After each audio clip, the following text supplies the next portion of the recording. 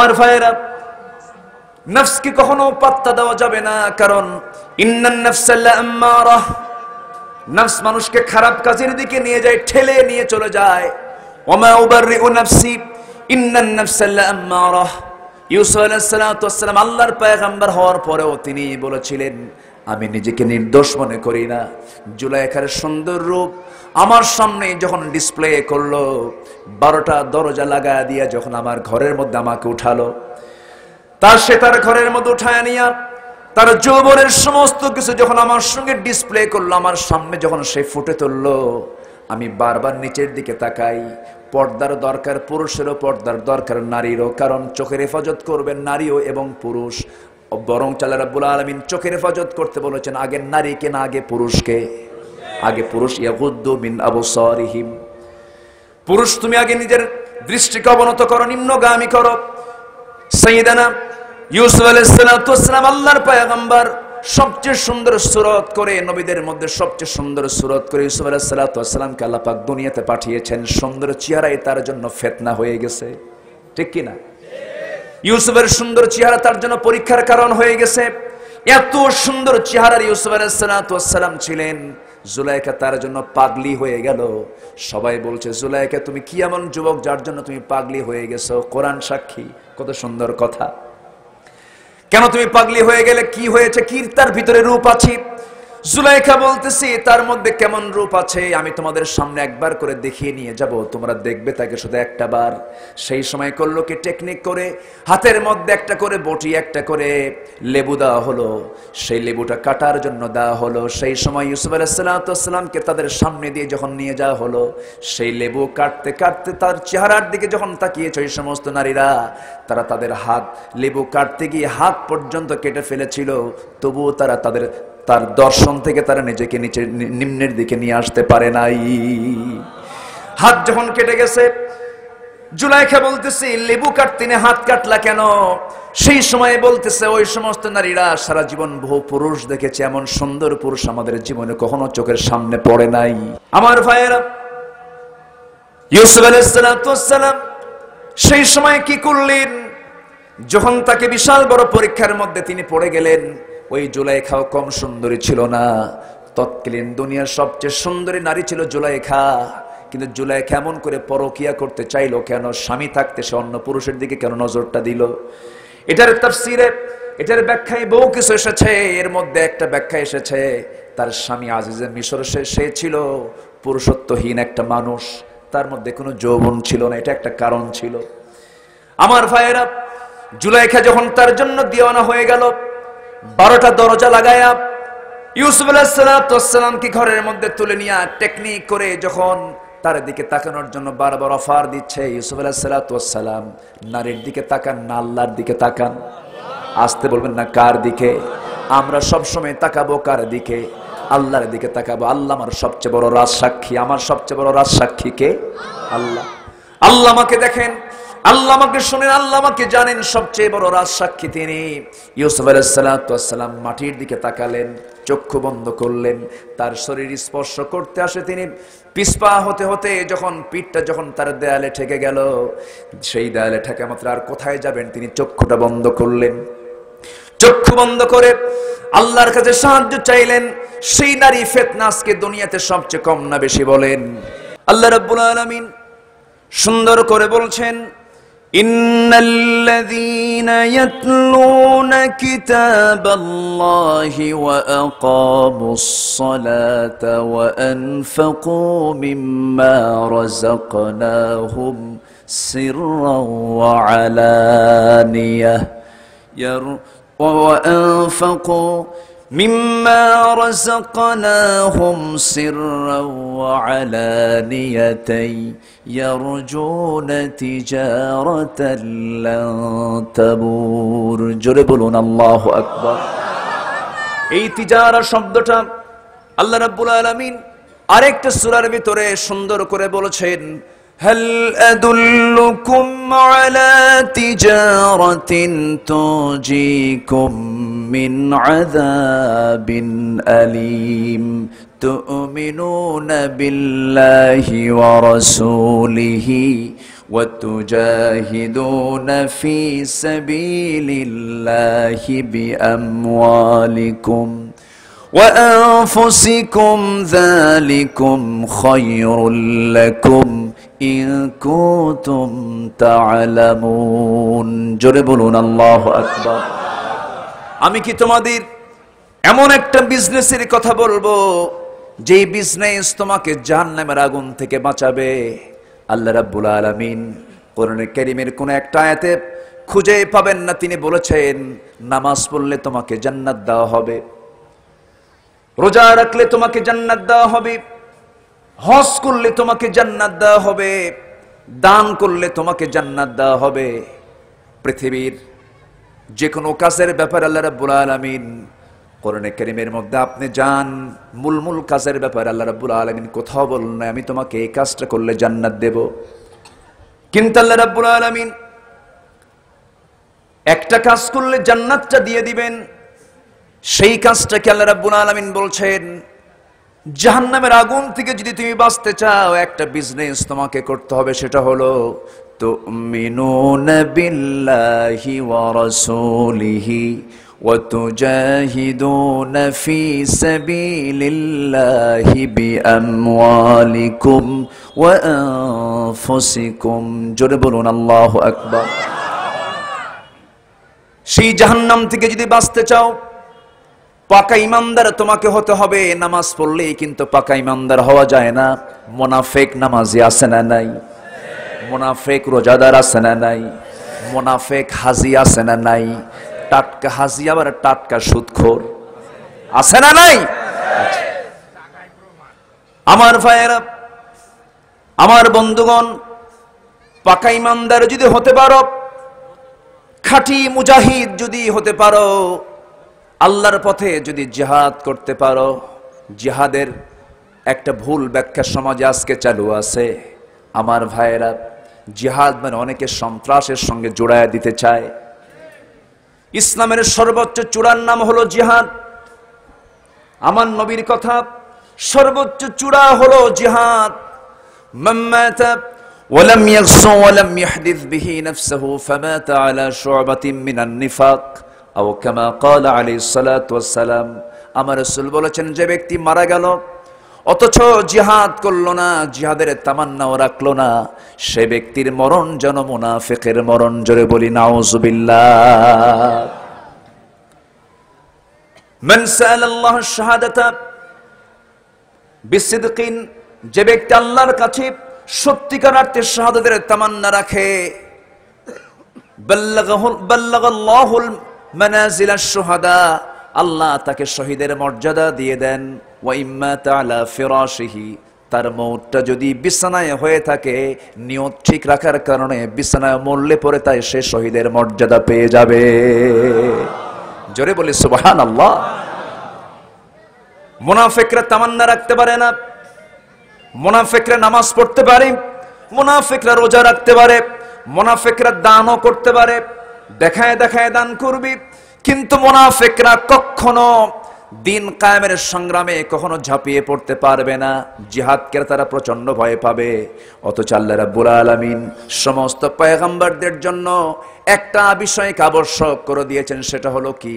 শারআ লাকুম মিনাদ-দীনি মা ওয়াসসা বিহি নূহা والذي أوحينا إليك وما وصينا به إبراهيم وموسى وعيسى أن أقيموا الدين ولا تتفرقوا فيه كبر على المشركين ما تدعوهم إليه جربون الله أكبر।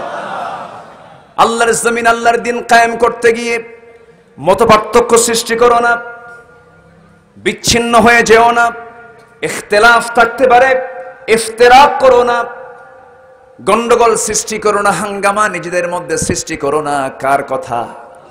আসতে বলবেন না, কার কথা? আল্লাহর কথা। আল্লাহ সেই জন্য বলছেন, বান্দারে বিজনেসে সফল হতে হলে এক নম্বরে পুঁজি লাগবে তোমার মজবুত ইমান। কি ইমান বলেন? মজবুত ইমান তোমাকে অর্জন করতে হবে।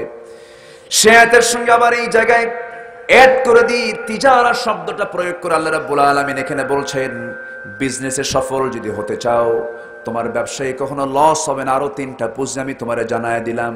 এর মধ্যে 1 নম্বর হলো যারা আল্লাহর কালাম নিয়মিত তেলাওয়াত করবে, জোরে বলি সুবহানাল্লাহ। কোরআন তেলাওয়াত হবে নিয়মিত না বাপ মূল্যে। আমার দেশে কোন সময় তেলাওয়াত হয়? বাপ মূল্যে। বাপ মরে গেলে তেলাওয়াত হয়, কুলখানি হয়, কি খানি? কুলখানি হয়, 40 হয়। কিন্তু কোরআন তো মরা মানুষের তেলাওয়াতের জন্য আসে নাই, কোরআন তো জিন্দা লোকের জন্য এসেছে। লিয়ুনযিরা মান কানা হাইয়া, জিন্দা লোকের জন্য কোরআন নাজিল হয়েছে, মরা লোকের জন্য কোরআন নাজিল হয় নাই। কোরআনটা নিয়মিত পড়তে হবে। একজন তাবির কথা মনে পড়ে গেল। সেই তাবি একজন সাহাবীর ছেলে, একজন মহিলা সাহাবীর ছেলে, আমার নবীজির অত্যন্ত প্রিয় সাহাবী, যাকে হাওয়ারি বলা হয়, জুবাইর ইবনে আওয়াম রাদিয়াল্লাহু তাআলা আনহু। তার বাবা, তার মা হচ্ছেন আসমা বিনত আবু বকর রাদিয়াল্লাহু তাআলা আনহা। তার দাদি হচ্ছেন আমার নবীজির ফুফু সাফিয়া বিনত আব্দুল মুত্তালিব। এত দামি পরিবারের সন্তান তিনি ছিলেন। একজন তাবেঈ উরওয়া ইবনে জুবাইর রাহমাতুল্লাহ আলাইহি, তার একটা ব্যক্তিগত আমল ছিল। জীবনের ৭১ বছর বয়স পর্যন্ত তিনি জীবিত ছিলেন। গোটা জিন্দেগি প্রত্যেকটা দিন দিনের বেলা ৭.৫ পারা আর রাত্রিবেলা ৭.৫ পারা কোরআন তিনি নামাজে পড়ে নিতেন। একটা দিন বাদ পড়ে নাই। সুবহানাল্লাহ বলবেন না? আর আমার এমনি সস্তা জান্নাত খুঁজি। ৭১ বছর বয়সে তিনি ইন্তেকাল করেছেন। প্রাপ্তবয়স্ক সময় থেকে শুরু করে নিয়ে মৃত্যুর দিন পর্যন্ত একটা দিন তিনি এই আমলটা বাদ দিলেন না। প্রত্যেকটা দিন দেখে দেখে তেলাওয়াত করতেন ৭.৫ পারা, আর নামাজে তেলাওয়াত করতেন ৭.৫ পারা, 15 পারা। মাসে 15 পারা কোরআন তার খতম হয়ে যেত। মাসে 15 বার কোরআন তার খতম হয়ে, 15 বার কয়বার? আর জীবনে এক খতম হয় নাই। এরকম পাবলিক আমার দেশে আছে না নাই? কম না বেশি? শেষ নবীর উম্মত, জান্নাত তো যাবো, এরকম আছে না? কিছু আছে না? আমার ভাইয়ের আমল বাড়াতে হবে। এই কিতাবের সঙ্গে সম্পর্ক যার বেশি, আল্লাহর সঙ্গে সম্পর্ক তার বেশি। এটা হলো আল্লাহর চিঠি। কার চিঠি বলেন? আসতে বলবেন না, কার চিঠি? ফাআইনা তাযহাবুন ইন হুয়া ইল্লা যিকরুল লিল আলামিন লিমান শাআ মিনকুম আইয়াস্তাকিম। কোন দিকে দৌড়াও? এটাই তো তোমার জন্য জিকির। চুপ থাকলে ফিকির, কথা বললে জিকির, চুপ থাকলে ফিকির করতে হবে। আল্লাহ রাব্বুল আলামিন আরেক জায়গায় বলছেন ফিকির আর জিকির কখন করবা? আল্লাযীনা ইয়াযকুরুনাল্লাহা কিয়ামান ওয়া কুউদান ওয়া আলা জুনুবিহিম ওয়া ইয়াতাফাক্কারুনা ফি খালকিস সামাওয়াতি ওয়াল আরদ ربنا ما خلقت هذا باطلا سبحانك فقنا عذاب النار জোরে বলুন আল্লাহু আকবার। যারা দাঁড়িয়ে বসে জিকির করে, কার? কার জিকির? আল্লাহর জিকির করে আর ফিকির করে চুপ থেকে। আর ফিকির করতে করতে বলে আল্লাহ কি সুন্দর আকাশ বানিয়েছো, কি সুন্দর জমিন বানিয়েছো, আমার কি সুন্দর টানা টানা 2টা চোখ দিয়েছো, সুন্দর 2টি কান দিয়েছো, সুন্দর 2টি ঠোঁট দিয়েছো, সুন্দর একটা স্বাদ নেবার জন্য জিহ্বা দিয়েছো। জিহ্বার ভিতরে, প্রত্যেকটা জিহ্বার ভিতরে 3000-এরও বেশি স্বাদ করে আমার আল্লাহ দিয়েছেন। জোরে বলি সুবহানাল্লাহ।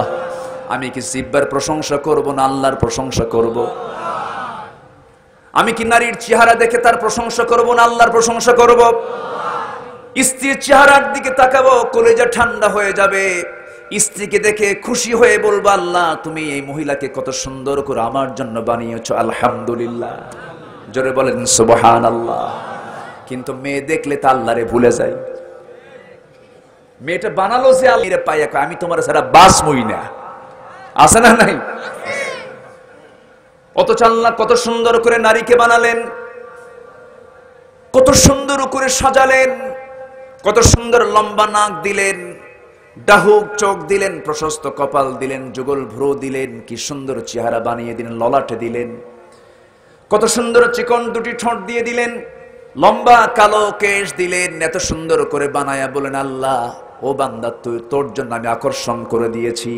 যুয়িনা লিন্নাসি হুব্বুশ শাহাওয়াতি মিনান নিসা, এত সুন্দর করে বানিয়ে দিলাম বান্দারে, নারীর দিকে তুই তাকা, মার দিকে তাকা, মেয়ের দিকে তাকা, বোনের দিকে তাকা, খালার দিকে তাকা, ফুফুর দিকে তাকা, ভাতিজির দিকে তাকা, ভাগিনীর দিকে তাকা, পরের বইয়ের দিকে তাকাবি? দেখেন অনেকে চুপ করে আছে, তাকায়। তাকাবি? কার কথা? আসতে বলবেন না, কার কথা? মেয়েদের দিকে তাকানো ফরজ, মার দিকে তাকানো ফরজ না? মার দিকে তাকাতে হবে না? নজর দিতে হবে না? নজর দিতে হবে। বসেন বসেন। আপনারা কষ্ট পাচ্ছেন? কোন অসুবিধা, কোন চিন্তা আছে? তো গোটা রাত তো আছে, কালকে তো অফিসও নাই, কালকে শুক্রবার, বলি আলহামদুলিল্লাহ। পাশে পুকুরও আছে, উজু করার জায়গাও আছে, বলি আলহামদুলিল্লাহ। সবই আছে, এত সুন্দর পরিবেশ, the gentle bridge is blowing. একটা সুন্দর, গতকালকে বৃষ্টি না হলে তো আজকে ঠান্ডা পেতাম না, দারুণ গরম ছিল, আল্লাহ ঠান্ডা করে দিয়েছেন জমিন। জোরে বলি সুবহানাল্লাহ। ঠান্ডা থেকে গরম করেন কে? গরম থেকে ঠান্ডা করেন কে? তিনি আমার রব। কি সুন্দর করে আল্লাহ পাক আমাকে বানালেন, সে আল্লাহকে ভোলা যাবে না। আমাকে বানিয়েছেন কে? যিনি ফাতির। যিনি কি? ফাতির। সূরার নাম কি? ফাতির। সম্মানিত ভাইয়েরা, উরওয়া ইবনে জুবায়ের প্রত্যেক দিন আমল করতেন, 7.5 পারা কোরআন দিনে পড়তেন, 7.5 পারা কোরআন রাতে নামাজে তেলাওয়াত করতেন। এটি কি অনিয়মিত না নিয়মিত? নিয়মিত তিনি সারা জীবন আমল করেছেন। একদিন তিনি বাদ দিয়েছিলেন, একদিন বাদ পড়েছিল। কয়দিন? একদিন বাদ পড়েছিল। একদিন বাদ পড়লো কেমনে? ওই সময়ের খলিফাতুল মুসলিমিন, খলিফা তাকে রাজকীয় মেহমান করে দাওয়াত দিলেন। মেহমান হয়ে তিনি একটা সন্তানকে, তার 4টা সন্তানের মধ্যে একটা সন্তানকে নিয়ে চলে গেলেন রাজদরবারে। রাজদরবারে গিয়ে বসে পড়লেন। ছেলেটা তার হাত ছাড়া হয়ে গেল। রাজদরবারে যে জায়গায় ঘোড়া থাকে, ঘোড়ার ঘরে আস্থা বলে, তার সেই ছেলেটা ঢোকা মাত্রই একটা বেকায়দার ঘোড়া তার বুকে লাথি মেরে ফেললো। লাথি মারার সঙ্গে সঙ্গে ছেলেটা সেখানে পড়ে মারা গেল। মৃত্যুর সংবাদ উরওয়া ইবনে জুবাইরের কানে যখন চলে গেল, ইন্না লিল্লাহ বললেন। সন্তান দাওয়াত খেতে এসে মারা গেল, সন্তান লাশ হয়ে মারা গেল, লাশ হয়ে গেল। জানাজা কাফন দাফন শেষ করে তিনি ফিরে আসতেছেন। এমন সময় প্রচন্ড ব্যথা তার পায়ে। এক পর্যায়ে ডাক্তার বলে দিল, উরওয়া বিন জুবাইর, তোমার তো একটা পায়ে জটিল রোগ ধরা পড়েছে, তোমার পায়ে ক্যান্সার হয়ে গেছে, তোমার পাটা না কাটা পর্যন্ত এই জিনিসটা গোটা শরীরে ঢুকে পড়লে পরে তুমি মারা যাবে, তোমার পাটা কাটতে হবে। কি করো তুমি, কি সিদ্ধান্ত নিতে যাচ্ছ? তিনি বললেন, ঠিক আছে আমি প্রস্তুত আছি। কিন্তু শল্য ডাক্তাররা যখন চিকিৎসা করতে নিয়ে যখন বলেন পাটা কাটতে হবে, শর্ত হলো তোমাকে অজ্ঞান করার জন্য মদ্যপান করতে হবে। তিনি বললেন, মইরা যাব কিন্তু মদ খাবো না। সুবহানাল্লাহ বলবেন না? একটু মদ পান করতে হবে। তিনি বললেন, না, তোমরা আমার চেতনা নাশক কোনো কিছু দেওয়ার দরকার নাই, আমার তৃপ্তির কোরআন তেলাওয়াত করব, তোমরা আমার পাটা কেটে ফেলবে। ইন্নাল্লাযীনা ইয়াতলুনা কিতাবাল্লাহ, নিঃসন্দেহে যারা তেলাওয়াত করবে কার কিতাব? আসতে বলবেন না, কার কিতাব? তেলাওয়াত করলে কোনো লস না লাভ? লস না লাভ? লাভ। আমার ভাইয়েরা, আমার বন্ধুগণ, একটু কান লাগিয়ে মনোযোগ দিয়ে শোনার চেষ্টা করুন। উরওয়া ইবনে জুবাইর রাহমাতুল্লাহ আলাইহি মদ্যপান করলেন না, তাকে চেতনানাশক ওষুধ দেওয়া হলো, তিনি তাও গ্রহণ করলেন না। তিনি আল্লাহর কালামটা হাতের মধ্যে নিলেন। যখন তার পাটা কাটা হচ্ছে, মুখে শুধু একটাই শব্দ, আল্লাহু আকবার, আল্লাহু আকবার। বারবার আল্লাহর নামটা নিচ্ছেন। সেন্স থাকা অবস্থায় তার পাটা যখন কাটা হচ্ছিল, এমনকি হাড়টা পর্যন্ত যখন কেটে ফেলা হচ্ছিল, সেই সময় পর্যন্ত তার সেন্সটা ঠিক ছিল। কিন্তু রক্ত পড়া বন্ধ করার জন্য সেই সময়ের যে চিকিৎসা, গরম তেল যখন সেই জায়গায় লাগানো হলো, সঙ্গে সঙ্গে তিনি সেন্সলেস হয়ে পড়ে গেলেন। কয়েক ঘন্টা তার সেন্স থাকলো না। এরপরে যখন তিনি সেন্সটা ফিরে পেলেন, সেই সময় দেখতে পেলেন নামাজের সময়টা চলে গেছে, পারলেন না নামাজ পড়তে, তেলাওয়াত করতে পারলেন না। ওই মাত্র একটা দিন তার বাদ ছিল, বাকি জীবনে কোনোদিন তার এই নিয়মিত আমল বাদ পড়ে নাই। জোরে বলি সুবহানাল্লাহ। আর আমরা কই, আল্লাহ এত ডাকা ডাকি, তুমি তো আমার ডাকে সাড়া দাও না আল্লাহ। এরকম আছে না নাই বলেন তো? আছে। আমার বন্ধুগণ, আমার ভাইয়েরা, উরওয়া ইবনে জুবাইর এত একজন দামি তাবী ছিলেন, আল্লাহর পছন্দের গোলাম ছিলেন। সেই সময় বাদশার মনটা একটু খারাপ হয়ে গেল। হারে, মেহমান হয়ে এসে ছেলে হারালো, পাটা হারালো। এবার বাদশা তাকে, আমিরুল মুমিনিন তাকে বললেন, উরওয়া ইবনে জুবাইর, আমার দরবারে কিছুক্ষণ আগে একজন আল্লাহর বান্দা এসেছে, তার বিপদটা আপনার চেয়ে বড় ধরনের বিপদ। কি বিপদ? সেই আল্লাহর বান্দা এসে বলছে, আমিরুল মুমিনিন, আমি তো গতকালকে ছিলাম বিশাল সম্পত্তির মালিক, আজকে আমি ফকির। কেমন করে? বিশাল বড় সাইক্লোন হয়ে গেল, ঝড় হয়ে গেল, সমস্ত সম্পত্তিগুলো সব জলোচ্ছ্বাসে শেষ হয়ে গেছে। আমি শুধু সম্বল হিসেবে আমি আমার ছোট্ট সন্তানকে কোলে নিয়েছি, আর একটা ঘোড়া হাতে নিতে পেরেছি। ঘোড়াটাকে সাথে করে নিয়ে, বাচ্চাটাকে সাথে করে নিয়ে যাব, কিন্তু ঘোড়াটা খুব বেজায়, বেজুত মার্কা, সে দৌড় মারলো একদিকে। দৌড় মারতে নিল, যখন আমি তাকে নেওয়ার জন্য সন্তানকে রেখে আমি যখন ঘোড়াটা নিতে গেলাম, ঘোড়া যখন ধরতে গেছি, এইদিকে দেখি আমার সন্তানটা নেকড়ের মুখে পড়ে গেছে। নেকড়ের মুখে আমার সন্তানের মাথা। ওইদিকে ঘোড়া ধরতে গিয়ে সেই ঘোড়াটা পিছন দিক থেকে এমন জোরে লাথি মেরেছে, আমার চোখ দুইটা শেষ হয়ে গেছে। আমার চোখও শেষ, আমার সন্তানটা মারা গেছে। আমি অসহায় অবস্থা আপনার সামনে হাজির হয়েছি। উরওয়া ইবনে জুবাইর রাহমাতুল্লাহ আলাইহি মুস্কি হাসি মেরে বলছেন, আল্লাহ পাকের আমি শুকরিয়া আদায় করি, আমার 4টা হাত পার মধ্যে একটা পা মাত্র গেছে। 4টা ছেলে সন্তানের মধ্যে একটা সন্তান মাত্র আল্লাহ পাক তুলে নিয়েছেন। আর এই বান্দাটারে দেখো কি করুণ দুর্দশা, তার চেয়ে আল্লাহ পাক আমাকে অনেক ভালো রেখেছেন। জোরে বলি সুবহানাল্লাহ, আরো জোরে বলি সুবহানাল্লাহ। সকল ক্ষেত্রে শুকর আদায় করব কার? আসতে বলবেন না কার? আল্লাহ। আল্লাহর প্রশংসা ছাড়া আমাদের কোনো কাজ নাই। কারণ 24 ঘন্টা প্রত্যেকটা সেকেন্ড আমাকে খাবার দিচ্ছেন কে? আসতে বলবেন না কে? ধান কার? চাউল কার? আবাদ করে কে?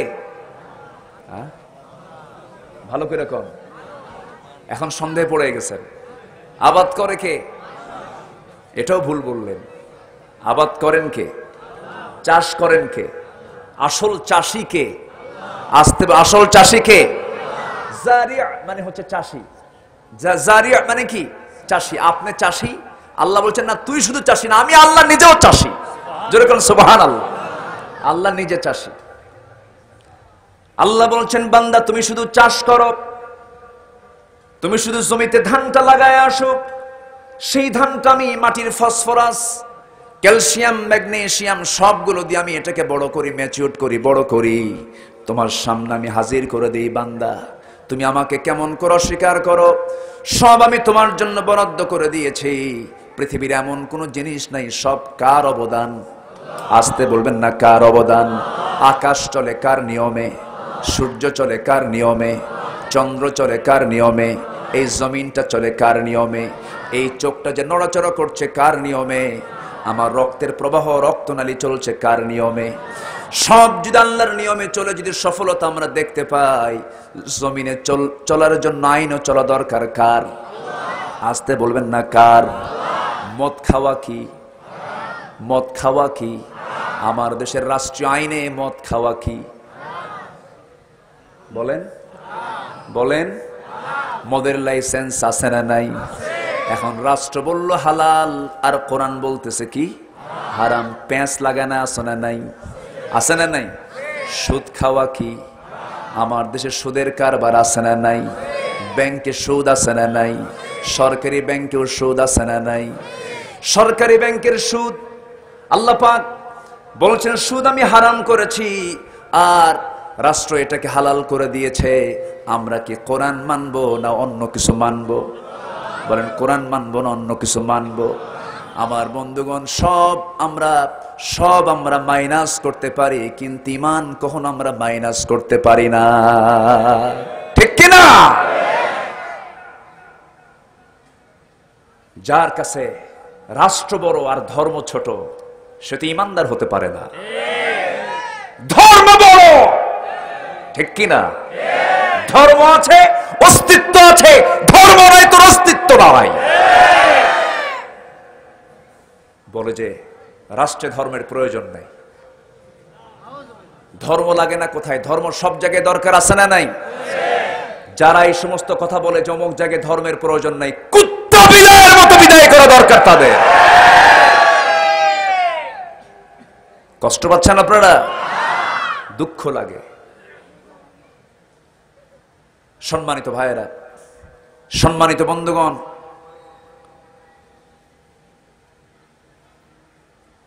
ইসলাম কার? আসতে ইসলাম কার? ইসলাম ছাড়া পৃথিবীতে যা আছে এগুলো কার? সবই আল্লাহর। আকাম কুকামও আল্লাহ। জোরে কর নাউজুবিল্লাহ। কষ্ট পাচ্ছেন আপনারা? এত সুন্দর ঝিনাইদার মানুষ, আমি তো মনে হচ্ছে ফজর পর্যন্ত আজকে ওয়াজ হবে। কারো কোনো অসুবিধা নাই তো? জি। ভয় করে কি লাভ ভাই? ভয় করে কয়দিন? ভয় করে জয় করা যায় না, ঠিক কি না? ভয় নাই। ভয় যদি কেউ করে ভাবতে হবে ওর মুশরিক। ভয় ইমানদার আনতে পারে না। ভয়কে জয় করে বাতিল শক্তির মোকাবেলা করতে হবে মুসলমান। এই দিলে কার ভয়? অন্য কোন ভয় ঢুকালে তাহলে শিরক হলো না? এই দিলে কার ভয়? ওয়াম্মা মান খাফা মাকাম রাব্বিহ। এই দিলে কার ভয় থাকতে হবে? আল্লাহর ভয় থাকতে হবে। এক আনা না 16 আনা? আসতে বলবেন না, এক আনা না 16 আনা? 16 আনা। আল্লাহর ভয়ে ইস্তেকামত করতে হবে, সকল হারামকে বর্জন করতে হবে। আমরা কিন্তু সফলতার পেছনেই দৌড়াই, লসের কাছে আমরা কেউ যাই না, লাভের কাছে চলে যাই। কোরআন এবং কোরআনকে সামনে রেখে যদি আমি কথা বলতে যাই, 19টি কাজ করলে পরে আমরা সফল হব। কয়টা কাজ করলে? 19টা কাজ করলে পরে একটাও কিন্তু বলি নাই, একটা একটা করে আজকে শোনাবো। জোরে বলি ইনশাআল্লাহ, আরো জোরে বলি ইনশাআল্লাহ। দেখি তো কে ওঠে। কাউকে উঠতে দেওয়া হবে না আজকে। এখন ইনশাআল্লাহ কেউ কয় না, সব ভয় পেয়ে গেছে। হুজুর কি যে বন্দিশালায় পড়ে গেলাম। কারো কোনো অসুবিধা নাই তো? এত সুন্দর মানুষ আপনারা। ঝিনাইদা কিসের জন্য বিখ্যাত? ক্যাডেট কলেজ তো খাওয়ার জিনিস না। খাওয়ার জিনিস কিছু বলে? পান হলো। আচ্ছা পান না, তাও হলো না। পান তো কোনো খাদ্যের মধ্যে পড়ে না। হ্যাঁ, খেজুরের গুড়। আরে যশোরে খই, আপনারা খেজুর বানায় দেন না, কি আছে? যেখানে অনেক খেজুর গাছ আছে না, খেজুর গাছ আছে। সম্মানিত ভাইয়েরা, আল্লাহ পাক এক একটা এলাকায় এক একটা বরকত দিয়েছেন, বলি আলহামদুলিল্লাহ। ঝিনাইদাতে যা আছে এটা আপনি অন্য এলাকায় পাবেন না। তবে ঝিনাইদার সবচেয়ে সুন্দর জিনিস হলো, সবচেয়ে সুন্দর যেটা আমার লাগে সেটা হচ্ছে ভাষা। সুন্দর কথা আপনারা বলতে পারেন, বলি আলহামদুলিল্লাহ। আপনাদের চাইতে আরো সুন্দর কথা বলতে পারেন নোয়াখালী। হাসেন কেন?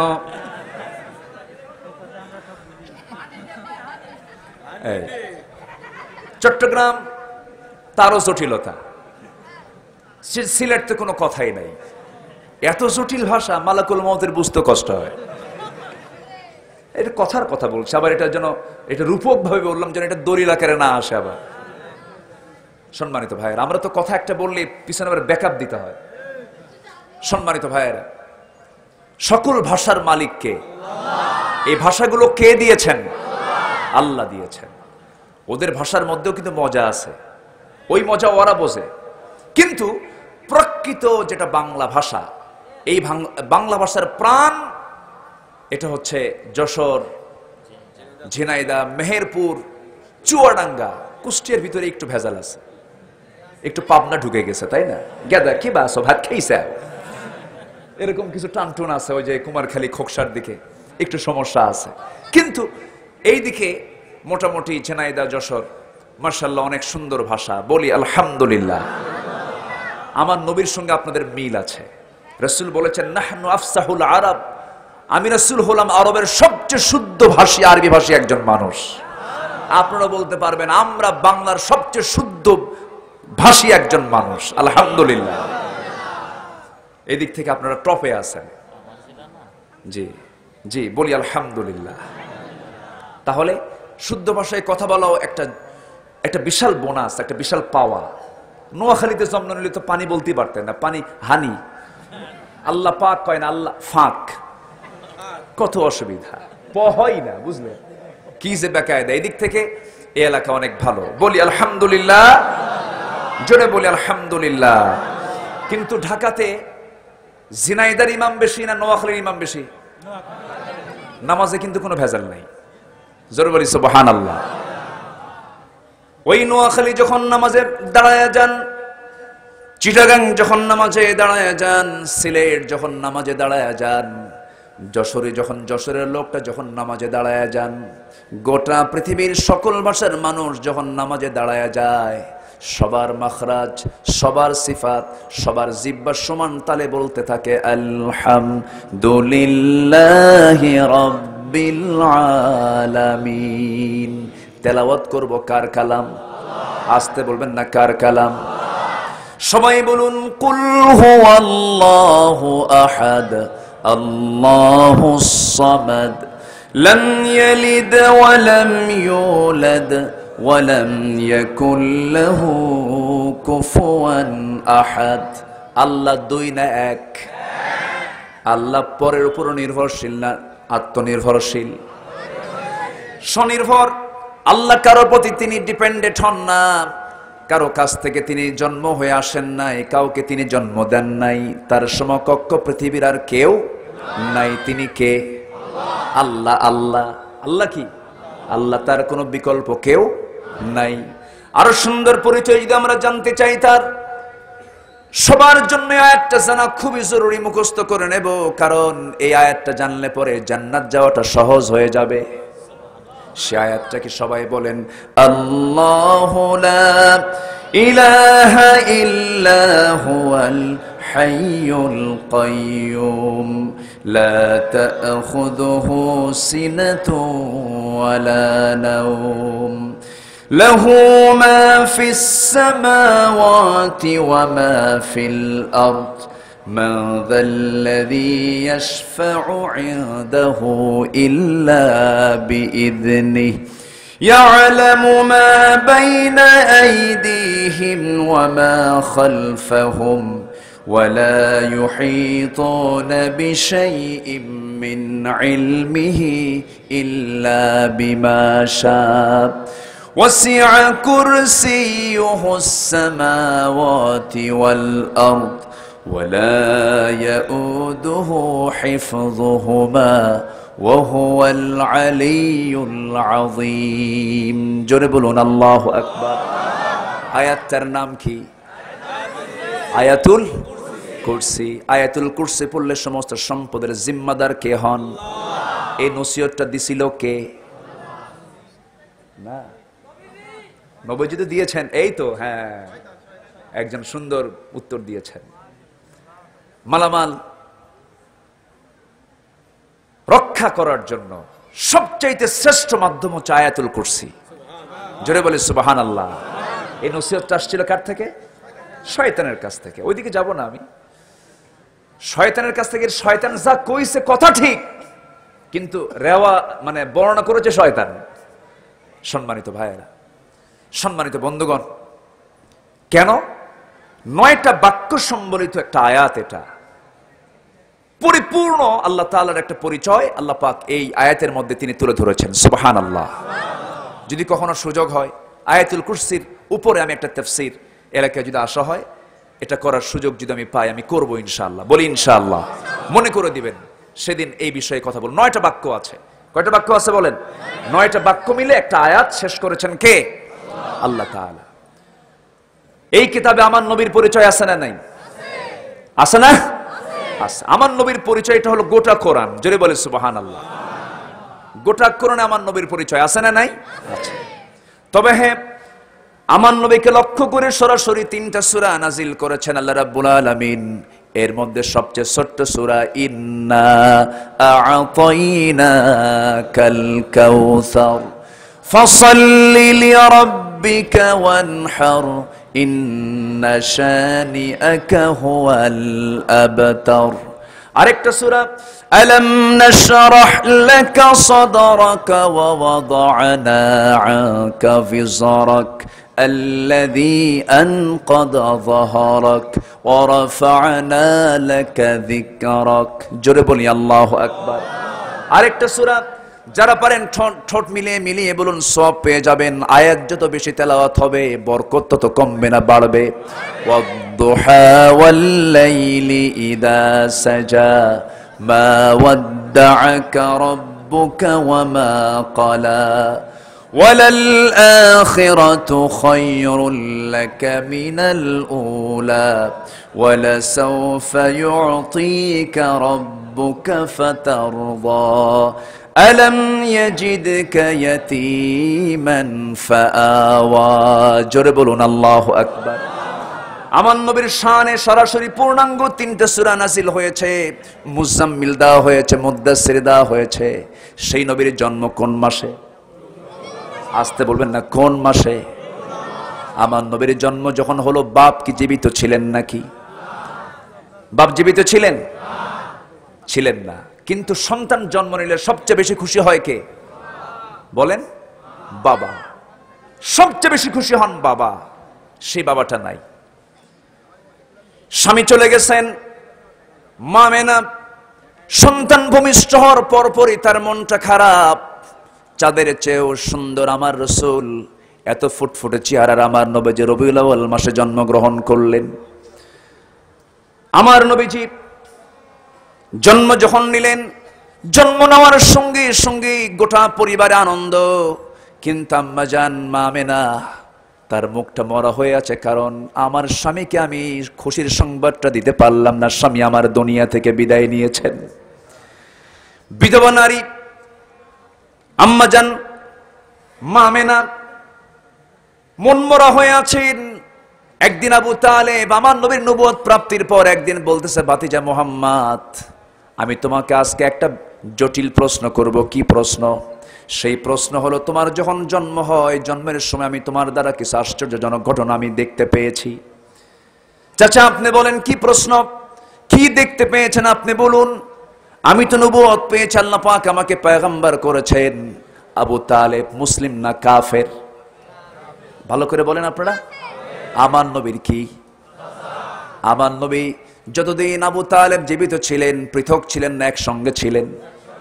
একসঙ্গে ছিলেন। আবু তালেব কাফের, আপন চাচা। রাসূল একসঙ্গে তার সঙ্গে সময় কাটিয়েছেন, রাসূলকে পাহারা দিয়েছেন। আবার আবু তালেব একজন কাফের। আমার দেশে 1000 বছরের ঐতিহ্য হলো হিন্দু মুসলিম আমরা পাশাপাশি অবস্থান করি। বলি আলহামদুলিল্লাহ, বলি আলহামদুলিল্লাহ। সকল কিছুর ঊর্ধ্বে হলো তারা মানুষ, ঠিক কিনা? যারা মন্দিরে, যারা মসজিদে হামলা করে তারা প্রকৃত মুসলিম হতে পারে না, তারা প্রকৃত কোনো হিন্দু হতে পারে না। তাদের কোনো ধর্ম নেই, জাত নেই। তারা হচ্ছে দুর্বৃত্ত, অমানবিক। তারা হচ্ছে সমাজের সবচেয়ে বড় দুশ্মন, ঠিক কিনা? 1000 বছরের ঐতিহ্য হলো সাম্প্রদায়িক সম্প্রীতি। আমার দেশে ছিল, আছে। নষ্ট করার যারা পায় তারা করছে। দৃষ্টান্তমূলক শাস্তি তাদের হওয়া দরকার। আমার দেশে মসজিদ আছে না নাই? মন্দির আছে না নাই? কারো মন্দিরে কোন মূর্তি ভাঙলে ইসলাম তার বিচার করতে বলেছে। হযরত ওমর ফারুকের শাসনামল তার সবচেয়ে বড় প্রমাণ। তার শাসনামলে কোন এক পত্তলিকদের মূর্তির নাক ভেঙেছিল। এই পত্তলিকদের পক্ষ থেকে বিচার প্রার্থী হয়ে একজন এসে বললেন, আপনার রাষ্ট্রে আমরা জিজিয়া কর দিয়ে থাকার পরও আমাদের দেবতার কোনো নিরাপত্তা নাই, নাক ভেঙে ফেলে দিয়েছে। আমিরুল মুমিনিন বললেন, ঠিক আছে, এটার আসামি আমি খুঁজে বের করব। গোটা দেশে এটার অপরাধীকে খোঁজার জন্য তন্ন তন্ন করে খোঁজা হলো, পাওয়া গেল না। সবশেষ বিচারের রায় হলো, পাওয়া যেহেতু গেল না, ওমরে ফারুক বললেন, ও পত্তলিকরা, যেহেতু আমি মূল আসামি খুঁজে পাচ্ছি না,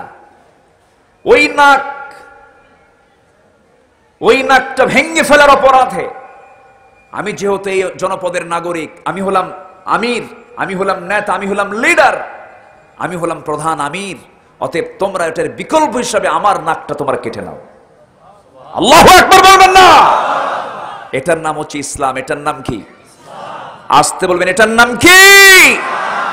ইসলাম। সম্মানিত ভাইয়েরা, আবার এর মানে এই না আমার মুখে অন্য ধর্মের প্রশংসা আসা যাবে না, ঠিক কিনা? আমার মুখে আসবে কিসের প্রশংসা? ইসলামের। বলেন কিসের? আরো জোরে বলেন কিসের বলেন? কারণ আল্লাহ তাআলা আবার এই জায়গায় বলে দিয়েছেন, সাফ কথা শোনো, অরিজিন ধর্ম একমাত্র ধর্ম, কিন্তু অন্য কিছু নয়। আল্লাহ রাব্বুল আলামিন বলেছেন, ইন্নাদ-দীনা ইনদাল্লাহিল ইসলাম। জোরে বলুন আল্লাহু আকবার। আল্লাহর কাছে মনোনীত, আল্লাহর কাছে নির্ধারিত একটাই দিন, একটাই ধর্ম, তার নাম কি বলেন? আসতে বলবেন না, তার নাম কি? কিন্তু আমার দেশে পূজা মণ্ডপে মুসলিম বেশি যায় না হিন্দু ভাইরা বেশি যায়? আলহামদুলিল্লাহ। তাহলে এই লক্ষণ কি ভালো? আমাদের মসজিদগুলোতে মুসলিম যায় না হিন্দুরা যায়? একটা হিন্দু ভাইকে খুঁজে পাওয়া যায় নাকি? যায়, খুঁজে পাওয়া যায়। ঈদগাহ মাঠে খুঁজে পাওয়া যায় নাকি? ঈদগাহ মাঠে পাওয়া গেল না, মসজিদে পাওয়া গেল না, জানাজার প্রান্তরেও তাদেরকে পাওয়া গেল না। আর আপনি কেমন মুসলমান, তাদের ধর্মীয় উৎসবে আপনি চলে গেলেন, নারিকেলের নাড়ু খাইলেন বিসমিল্লাহ কয়া। এটা কেমন কথা? এখানে একটু আপত্তি আছে। আপত্তি আছে না নাই? আচ্ছা, এগুলো করা যাবে না। আমার ভাইয়েরা, একটু আবার মূল আলোচনার দিকে চলে আসি। আমরা ব্যবসায় লস করতে চাই না লাভ করতে চাই? কয়টা কাজ করব আমরা? এর মধ্যে এক নম্বর হলো আমরা কোরআন তেলাওয়াত করব। অনিয়মিত না নিয়মিত? নিয়মিত কোরআন তেলাওয়াত করব। আবু তালেবের কথা বলছিলাম। আবু তালেব যদিও কাফের, আমার নবীজি তার সঙ্গে মিলেমিশে চলেছেন।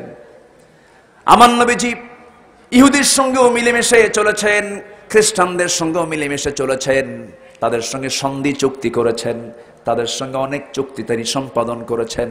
মদিনার রাষ্ট্র গঠন করেছিলেন, ইহুদিদের সাথে খ্রিস্টানদের সাথে সমঝোতা করেছিলেন। মানে এর মানে আবার এই নয় যে ইসলামকে তিনি বিক্রি করেছেন, ইসলামকে কখনো তিনি নিচে রাখতে দেন নাই, ঠিক কিনা? ইসলামকে কখনো তিনি মাইনাস করেন নাই। আবু তালিব একজন কাফের হয়ে একদিন বলতেছে, মুহাম্মদ শোনো, যেদিন তোমার জন্ম হলো সেই জন্মের একদিন কি দুদিন পর আমি চাঁদের রাত্রিতে আমি তোমার ঘরের মধ্যে ঢুকলাম, তোমার মা তোমাকে ঘর থেকে ঘরের মধ্যে না রেখে তোমাকে চাঁদনি আকাশের নিচে শুয়ে রেখেছে, তুমি একা শুয়ে আছো, কেউ নাই তোমার ডানে বামে, নবজাতক তুমি। আমি আবু তালিব তোমাকে দেখতে এসে তোমাকে একাকী পেয়ে গেলাম, তুমি দেখি চাঁদের দিকে চেয়ে আসো, তুমি যখন ডান দিকে তাকাও চাঁদটা ডান দিকে লাফ মারে। একটু আস্তে কান সুবহানাল্লাহ। তুমি যখন বাম দিকে তাকাও চাঁদটা বাম দিকে লাফ মারে, নড়ে যায়। ডানে তাকাচ্ছ চাঁদ ডানে চলে আসি, আবার বামে তাকাচ্ছ চাঁদটা বামে চলে যাচ্ছে। আবার হাতটা দিয়ে যখন নিচের দিকে টান মারো তখন চাঁদটা নিচের দিকে আসতে থাকে। মুহাম্মদ, আমি কি ভুল দেখেছিলাম না সঠিক দেখেছিলাম? মুহাম্মদ বলো তো। আমার নবীজি মুস্কি মুস্কি হাসি মেরে বলছেন, চাচা আপনি যা দেখেছেন সম্পূর্ণ সত্যি দেখেছেন, কারণ আমার আব্বা তো আমার জন্মের 6 মাস পূর্বে দুনিয়া থেকে বিদায় নিয়েছেন। আমার মার মনটা খারাপ, আমার মার মনে একটু প্রশান্তি দেবার জন্য আল্লাহ রাব্বুল আলামিন আমাকে চাঁদটা আমার জন্য খেলনা বানায় দিয়েছিলেন। জোরে বলি সুবহানাল্লাহ। আমার নবীজি নবুয়ত পর চাঁদ দ্বিখণ্ডন কি হয় নাই? ইনশাক্কাল কামার, আকাশের চাঁদ তিনি দ্বিখণ্ডন করেছিলেন। কাফের মুশরিকরা প্রশ্ন করেছিল, তুমি যদি ইন কুনতা নাবিয়ান হাক্কা, তুমি যদি সত্যিকারের নবী হও, আকাশের চাঁদ তুমি দ্বিখণ্ডন করে ফেলো। আমার নবীজি আল্লাহ তাআলার অর্ডারে শুধু নখটা উঁচু করেছিলেন। আমার নবীজির নখের পাওয়ার কে দিয়েছেন? এটা কি নখের পাওয়ার মূলত না আল্লাহর পাওয়ার? শুধু আমার নবীজির নখটা উঁচু করেছিলেন, ইনশাক্কাল কামার, চাঁদটা দুভাগ হয়ে গেছে। সহিহ বুখারীর হাদিস, সহিহ বুখারীর হাদিস। চাঁদ যখন দ্বিখণ্ডন হয়ে গেল, চাঁদ কাঁপে। আমার নবীজি বলছেন, চাঁদ কাঁপিস কেন? চাঁদ থরথর করে কাঁপে। চাঁদের এই কাঁপুনি দৃশ্য দেখে রাসূল বললেন, চাঁদ তুই কাঁপিস না, আবার একাকার হয়ে যা। যখন হাতটা দিয়ে, যখন নখটা দিয়ে, যখন আবার ইশারা করলেন, চাঁদটা আবার একাকার হয়ে গেল। এগুলো মুআজিজা। এগুলো কি বলেন? এগুলো কি মুআজিজা। নবীদেরকে মুআজিজা কে দিয়েছেন? আমার নবীর জিন্দেগিতে অসংখ্য মুআজিজা প্রকাশ পেয়েছে। তার মধ্যে এক নাম্বার মুআজিজা কি বলেন? আসতে বলবেন, এক নাম্বার মুআজিজা কি? সকল নবীর মুআজিজা, সকল নবীর মুআজিজা তাদের মৃত্যুর মধ্য দিয়ে শেষ হয়ে গেছে। মুসার লাঠি আর আজ পৃথিবীতে নাই, তার কার্যকারিতা নাই। অনেক পয়গম্বরের মুআজিজা মৃত্যুর সঙ্গে সঙ্গে শেষ হয়ে গেছে, কিন্তু আমার নবীর মুআজিজা এমন একটা শ্রেষ্ঠ মুআজিজা কোরআন আজও আছে কিয়ামত পর্যন্ত। কেন? আল্লাহ রাব্বুল আলামিন গোটা দুনিয়াতে সব শেষ হয়ে যাবে, কোরআনটা ঠিক থেকে যাবে। জোরে বলি সুবহানাল্লাহ। সব ধ্বংস হবে, কোরআন কি ধ্বংস হবে? এই কোরআন নিয়ে যারা নাটক করে, এদের সঙ্গে আমাদের কোনো আপোষ নাই, ঠিক কি না?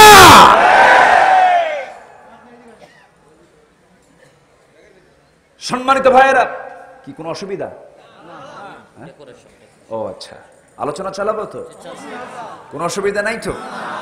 বলি আলহামদুলিল্লাহ। কোরআন নিয়ে যদি কোনো কেউ অসম্মানজনক, অবমাননাকর কোন সিচুয়েশন যদি কেউ তৈরি করার অপপ্রয়াস চালায়, এই ক্ষেত্রে ঈমানের দাবি হলো চূড়ান্ত শক্তি করে তার মোকাবেলা করা।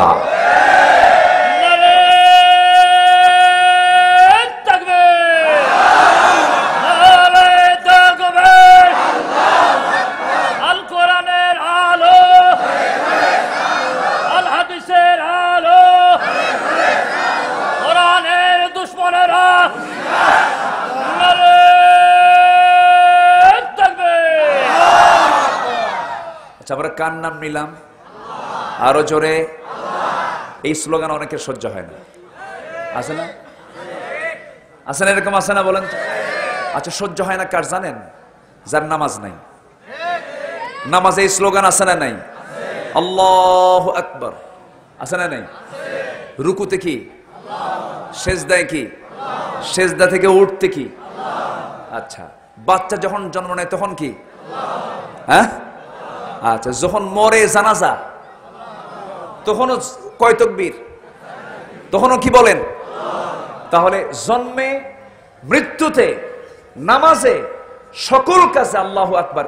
কোন প্রাণী জব করতে আরো জোরে, তাহলে সব জায়গায় আল্লাহু আকবার লাগে, তোমার স্লোগানে আল্লাহু আকবার বিরক্ত লাগে। মুনাফিক তুমি! এখানে তোমার বড় প্রমাণ, তুমি মুনাফিক। মুনাফিক চেনার জন্য সূরা মুনাফিকুন আছে না নাই? মুনাফিকুন পড়বেন, সূরা মুনাফিক কারা সব চিনে নেবেন। যাদের কাছে এই স্লোগান বিরক্ত লাগে, জুলফিকার ভাই যে স্লোগানটা দিল, যে তাকবীরটা দিল, এটা যার কাছে বিরক্ত লাগবে, মনে হবে যে না, এটা আবার কি শুরু হলো, ভাববেন যে ওর মধ্যে মুনাফিকদের যে লিডার ছিল, ওদের রক্ত কিছু ঢুকে দেওয়া আছে। কষ্ট হচ্ছে নাকি আপনাদের? নবীর জন্ম কোন মাসে? এলোকে কবর ধারে আধার চিড়ে চিনিস না কি রে, ওকে ও মা আমেনার কোল জোড়ে চাঁদ জানিস না কি রে। মুতালিব আজকে কেন বেহুশ হেন বক্ষে খুশির বান, বেদনার সুপ্ত ক্ষতে হাত বোলাতে, কারে আগমন সাহারার হৃদয় ভরা, ঝরনা ধারা বইল না কিরে এলোকে কবর ধারে, আধার চিড়ে চিনিস না কিরে ওকে ও মা আমেনার কোল জোড়ে চাঁদ জানিস না কিরে। আল্লাহু আকবার, আর জোরে আল্লাহু আকবার। আমার নবীজির জন্ম গোটা জগতের জন্য রহমত, জোরে বলি সুবহানাল্লাহ। সে রাসূলকে ভালোবাসার প্রয়োজন আছে না নাই? নিজের জীবনের চাইতে কম, বইয়ের চাইতে কম, ছেলের চাইতে কম, সন্তানের চাইতে কম, সকল মহব্বতের চাইতে আমার রাসূলকে মহব্বত করতে হবে কম না বেশি? তার চাইতে বেশি কাকে? আল্লাহকে। তাহলে ভালোবাসার লেভেলগুলো কে করে দিয়েছেন? এক নাম্বার কে? নাম্বার 2 মুহাম্মদ সাল্লাল্লাহু। 3 নাম্বার কে? বউ। হ্যাঁ জি, ফাইন, বলি আলহামদুলিল্লাহ। পিতামাতা যদি ওয়াইন জাহাদাকা আলা কি আন তুশরিকা বিহি মা লাইসা লাকা বিহি ইলমুন ফালা তুতিউহুমা ওয়া সাহিবুহুমা ফিদ দুনিয়া মারুফা। তোমার পিতামাতা যদি তোমাকে শিরকের দিকে ঠেলে দেয় তখন কি আনুগত্য করা যাবে? তাহলে এখানে সেই অপশনটাও আসবে না। নাম্বার 3 অপশন হলো দ্বীনি ভালোবাসা। কি ভালোবাসা বলেন? আমরা এখানে কি ভালোবাসা নিয়ে আছি? আমাদের সম্পর্ক কিসের সম্পর্ক? দ্বীনের সম্পর্ক। কিসের সম্পর্ক? দ্বীনের সম্পর্ক। কাউকে ভালোবাসবো কার জন্য? কাউকে ভালোবাসবো না কার জন্য? কারোর সঙ্গে শত্রুতা করব কার জন্য? কাউকে দান করব কার জন্য? কাউকে দান করব না কার জন্য? আল্লাহর জন্য। জি আলহামদুলিল্লাহ, থাকুক। সম্মানিত ভাইরা, আজকে ঘড়ি তো খুব দ্রুত ঘুরতেছে, আমি তো পয়েন্টে যেতে পারিনি এখনো। 19 কাজের সফলতা। কত কাজের সফলতা?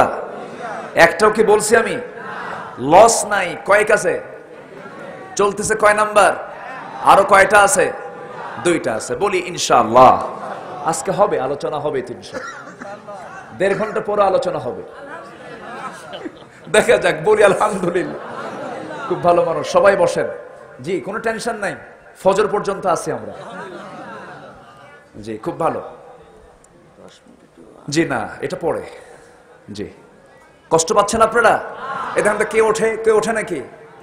কোন বসেন, বসেন। উঠবে কেন?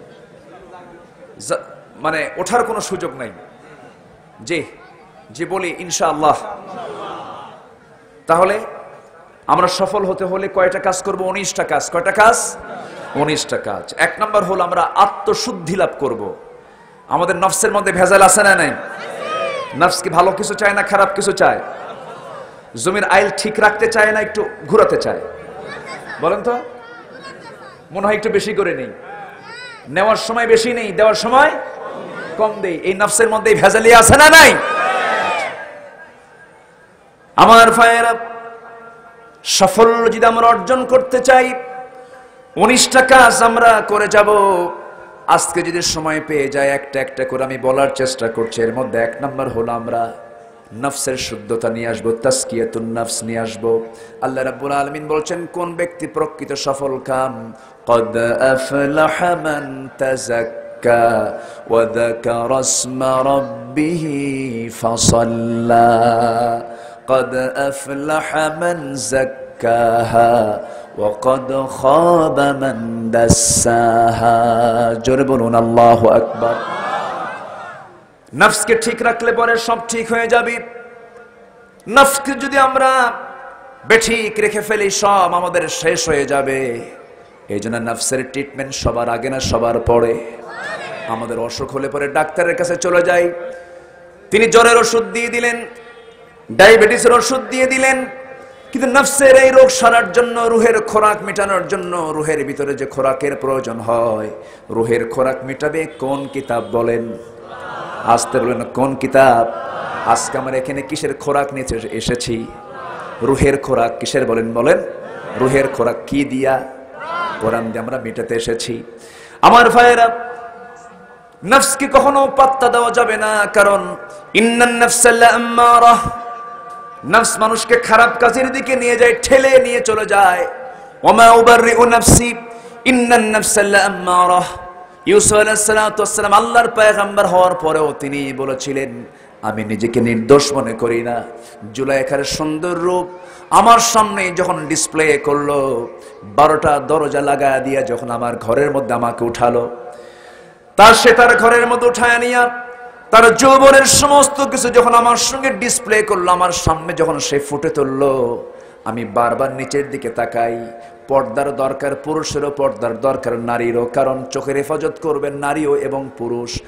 বরং আল্লাহ রাব্বুল আলামিন চোখের হেফাজত করতে বলেছেন আগে নারীকে না আগে পুরুষকে? আগে পুরুষ। ইয়াগুদ্দু মিন আবসারিহিম, পুরুষ তুমি আগে নিজের দৃষ্টিকে অবনত করো, নিম্নগামী করো। সাইয়েদানা ইউসুফ আলাইহিস সালাতু ওয়াস সালাম আল্লাহর পয়গম্বর, সবচেয়ে সুন্দর সুরত করে, নবীদের মধ্যে সবচেয়ে সুন্দর সুরত করে ইউসুফ আলাইহিস সালাতু ওয়াস সালামকে আল্লাহ পাক দুনিয়াতে পাঠিয়েছেন। সুন্দর চেহারাই তার জন্য ফিতনা হয়ে গেছে, ঠিক কি না? ইউসুফের সুন্দর চেহারা তার জন্য পরীক্ষার কারণ হয়ে গেছে। এত সুন্দর চেহারার ইউসুফ আলাইহিস সালাতু ওয়াস সালাম ছিলেন, জুলাইখা তার জন্য পাগলি হয়ে গেল। সবাই বলছে, জুলাইখা তুমি কি এমন যুবক যার জন্য তুমি পাগলি হয়ে গেছো? কোরআন সাক্ষী, কত সুন্দর কথা। কেন তুমি পাগলি হয়ে গেলে? কি হয়েছে? কি তার ভিতরে রূপ আছে? জুলাইখা বলতেছি, তার মধ্যে কেমন রূপ আছে আমি তোমাদের সামনে একবার করে দেখিয়ে নিয়ে যাব, তোমরা দেখবে তাকে শুধু একটা বার। সেই সময় করলো কি, টেকনিক করে হাতের মধ্যে একটা করে বটি, একটা করে লেবু দেওয়া হলো, সেই লেবুটা কাটার জন্য দেওয়া হলো। সেই সময় ইউসুফ আলাইহিস সালাতু ওয়াস সালামকে তাদের সামনে দিয়ে যখন নিয়ে যাওয়া হলো, সেই লেবু কাটতে কাটতে তার চেহারার দিকে যখন তাকিয়েছে ওই সমস্ত নারীরা, তারা তাদের হাত লেবু কাটতে গিয়ে হাত পর্যন্ত কেটে ফেলেছিল, তবুও তারা তার দর্শন থেকে তারা নিজেকে নিচে নিম্নের দিকে নিয়ে আসতে পারে নাই। হাত যখন কেটে গেছে, জুলাইখা বলতেছে, লেবু কাটতে না হাত কাটলা কেন? সেই সময় বলতেছে, ওই সমস্ত নারীরা সারা জীবন বহু পুরুষ দেখেছে, এমন সুন্দর পুরুষ আমাদের জীবনে কখনো চোখের সামনে পড়ে নাই। আম্মা জান আয়েশা বলেন, ওই সমস্ত নারীরা যদি একটাবার আমার নবীর দিকে তাকাতে পারতো, তাহলে তারা তাদের হাত কেন কলিজা কেটে ফেলতো, তবুও তারা টের পেত না। তাহলে আমার নবী আরো সুন্দর, কম না বেশি? আমার নবীর সৌন্দর্য আরো কম না বেশি? সবাইকে রাসূলকে দেখতে চান নাকি? সবাইকে রাসূলকে দেখতে চান নাকি? সবাই দেখতে চান? দেখবেন কোথায়? বাস্তবে না স্বপ্নে? বলেন বাস্তবে না স্বপ্নে? স্বপ্নে তো আমরা অনেক কিছুই দেখি, এই দুনিয়াতে তার বাস্তবে দেখা সম্ভব না, কিন্তু স্বপ্নে দেখার সুযোগ আছে না নাই? আছে না? স্বপ্নে তো অনেক কিছুই দেখি। রাজার মেয়েকে বিয়ে করে রাজা হয়ে গেছে, আছে না নাই? হয়ে গেছে। রাসূলকে স্বপ্নে যদি কেউ দেখে, এটা কি মিথ্যা হবে না সত্য হবে? সত্য। শয়তান আমার নবীর সূরত ধারণ করতে পারে না। আল্লাহু আকবার বলে। আমার ভাইয়েরা, ইউসুফ আলাইহিস সালাতু ওয়াস সালাম সেই সময় কি করলেন? যখন তাকে বিশাল বড় পরীক্ষার মধ্যে তিনি পড়ে গেলেন, ওই জুলাইখাও কম সুন্দরী ছিল না। তৎকালীন দুনিয়ার সবচেয়ে সুন্দরী নারী ছিল জুলাইখা। কিন্তু জুলাইখা এমন করে পরকিয়া করতে চাইলো কেন? স্বামী থাকতে সে অন্য পুরুষের দিকে কেন নজরটা দিল? এটার তাফসীরে, এটার ব্যাখ্যায় বহু কিছু এসেছে। এর মধ্যে একটা ব্যাখ্যা এসেছে, তার স্বামী আজিজে মিশর, সে ছিল পুরুষত্বহীন একটা মানুষ, তার মধ্যে কোনো যৌবন ছিল না, এটা একটা কারণ ছিল। আমার ভাইয়েরা, জুলাইখা যখন তার জন্য দিওয়ানা হয়ে গেল, 12টা দরজা লাগায়া ইউসুফ আলাইহিস সালাতু ওয়াস সালামকে ঘরের মধ্যে তুলে নিয়ে টেকনিক করে যখন তার দিকে তাকানোর জন্য বারবার অফার দিচ্ছে, ইউসুফ আলাইহিস সালাতু ওয়াস সালাম নারীর দিকে তাকান না আল্লাহর দিকে তাকান? আসতে বলবেন না কার দিকে? আমরা সব সময় তাকাবো কার দিকে? আল্লাহর দিকে তাকাবো। আল্লাহ আমার সবচেয়ে বড় রাজ সাক্ষী। আমার সবচেয়ে বড় রাজ সাক্ষী কে? আল্লাহ। আল্লাহ আমাকে দেখেন, আল্লাহ আমাকে শুনেন, আল্লাহ আমাকে জানেন, সবচেয়ে বড় রাজ সাক্ষী তিনি। ইউসুফ আলাইহিস সালাতু ওয়াস সালাম মাটির দিকে তাকালেন, চক্ষু বন্ধ করলেন, তার শরীর স্পর্শ করতে আসে তিনি পিছপা হতে হতে যখন পিঠটা যখন তার দেয়ালে ঠেকে গেল, সেই দেয়ালে ঠেকা মাত্র আর কোথায় যাবেন, তিনি চক্ষুটা বন্ধ করলেন। চক্ষু বন্ধ করে আল্লাহর কাছে সাহায্য চাইলেন। সেই নারী ফিতনা আজকে দুনিয়াতে সবচেয়ে কম না বেশি বলেন? আসতে বলেন, সেই ফিতনা আজকে সমাজে কম না বেশি? মোবাইলও সেই ফিতনা আছে না নাই? আসতে বলবেন না আছে না নাই? সলিমুদ্দি কলিমুদ্দিকে ফোন দিয়েছে, কলিমুদ্দির ফোনটা বন্ধ। দুঃখিত, এই মুহূর্তে সংযোগ দেওয়া সম্ভব হচ্ছে না। পুরুষ কয় না মহিলা কয়? আসতে কবেন না, পুরুষ কয় না মহিলা কয়? মহিলা কয়। আমার ভাইয়েরা, আমার বন্ধুগণ, তাহলে এখন বলুন, এই যে ফিতনা, সেই ফিতনা থেকে বাঁচার জন্য চরিত্র আনতে হবে। কোন নবীর বলেন? কোন নবীর? ইউসুফ আলাইহিস সালাতু ওয়াস সালামের। আল্লাহু আকবার বলেন। যুবকরা তোমরা সূরা ইউসুফ পড়ো, সূরা ইউসুফ পড়ো। ভারতের বলিউডের সিনেমা দেখা বন্ধ করো, কলকাতার সিনেমা দেখা বন্ধ করো।